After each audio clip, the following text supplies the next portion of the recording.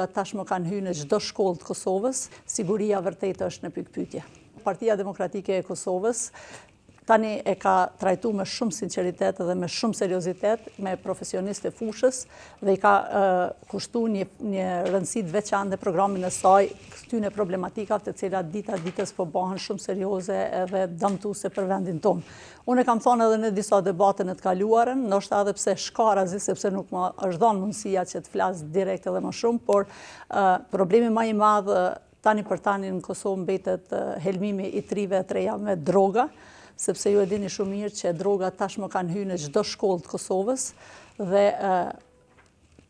kur e ke armikun përballë din edhe i vërsulesh direkt, ndërsa kur ki të baj me një armik të padukshëm siç janë drogat edhe veçoritë tjera është kogja e damshme dhe kogja e pamundur. Për fillim, unë këtu do ta ndërprej sepse do t'i pastaj të elaboroj se cilat në detaje se çka Partia Demokratike ka pa në këtë fushë dhe në këtë aspekt. Kështu që